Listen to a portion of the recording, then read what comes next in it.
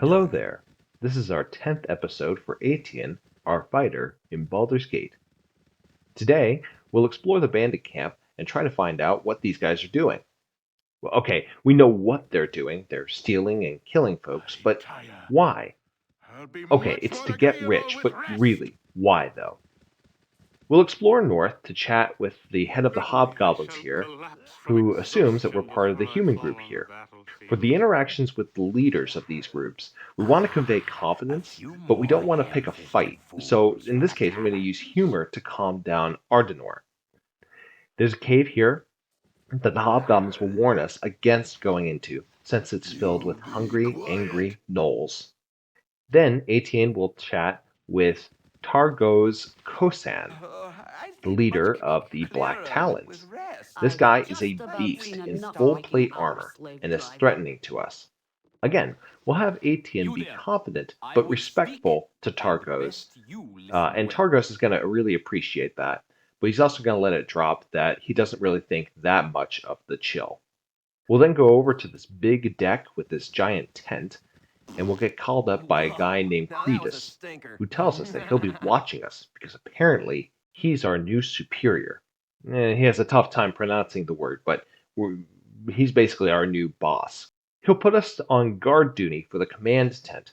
Apparently, no one is to go into this tent.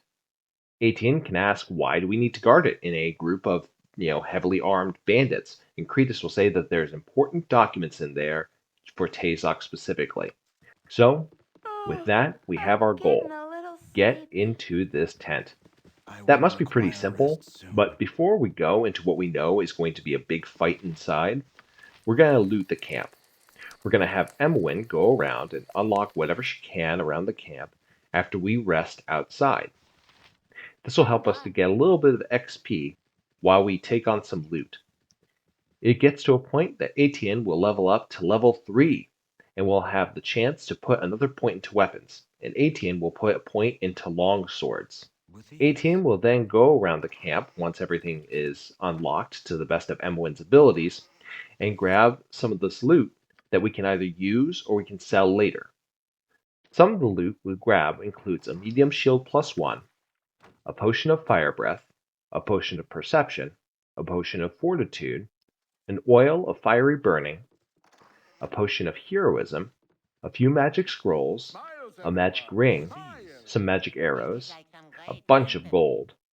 And there's a bunch of other stuff that I didn't mention that could be looted as well, and we could chat with folks around the camp, other bandits and other folks. But mostly these are just guys that will tell us the same thing that we knew earlier: that neither side really trusts each other, that they're trying to make a lot of money by stealing a bunch of stuff, but they don't really know who hired them other than Tazok. Now let's talk about the fight inside this command tent while we're going around and exploring. Inside the command tent, we're going to face 2 Black Talon mercenaries, 2 Hobgoblin elites, a unique Hobgoblin archer that shoots poison arrows at us, a big old Gnoll warrior, a mage mercenary, and a bandit leader. Like all of the boss fights, the fight area inside this tent is relatively cramped. So that means that while we can use area of effect abilities to good effect, it's still going to be a really tough fight, especially for our current level. But thank goodness we brought Atian up to 42 HP, so we'll see if that's enough. In the meantime, we'll continue to pick locks and steal stuff from these bandits that we can use later on. Now here's where I screwed up. I had Zan drink the potion of fortitude, which will raise his constitution from 7 to 18, which is a really big boost, but it only gives him an additional 4 HP. Okay, not terrible, but also not great, because I should have worked on my timing. I forgot to boost the rest of my party, so we're going to have to do that now in order to try to get through this fight.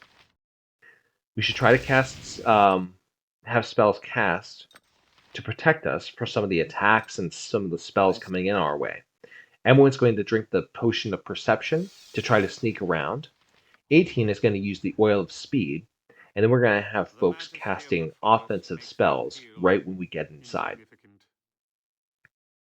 With that, Yep. let's see how the I've fight done goes. had enough of this. We'll try to use some of the area effect items, like our oils of burning. It will be done. Once we're inside, we're immediately called out. It doesn't really matter what you say to the bandit leader in this tent. These guys are going to attack us regardless. With that, let's tango. No. Better to fight this battle when 'tis winnable. Oh, my heart's really not in this. And with that, Atian is the last in our group to go down. He dies, and this run is done. For this first run, there were a lot of issues, a lot of mistakes I made. The biggest mistake is that Atian and his entire group were very underleveled. Atian only made it up to level 3 right at the Bandit Camp, and he was one of the highest level characters in this group. Compared to facing off against a group of level 5 opponents with 4 additional henchmen to help them out, we really should have been at a much higher level. I also really messed up the prep work. I should have chosen my spells first, then rested, then buffed my party right before going in. It was a huge rookie mistake. It would also have helped if I had good spells to go, ready to go, in order to have truly buffed my party and buffed well. That taps into my earlier point in that I was very, very underleveled. In this run through, I held that Atian should go through the main story while doing only occasional side quests here or there. And simply put, I didn't do enough for him and his companions in order to make sure that he could survive.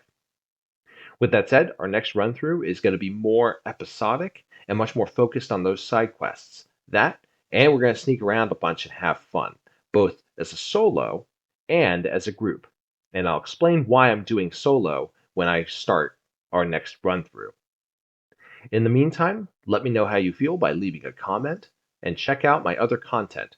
If you like my current playthrough or my starter guides, feel free to like the videos and subscribe. For now, take care and good luck. We're all counting on you.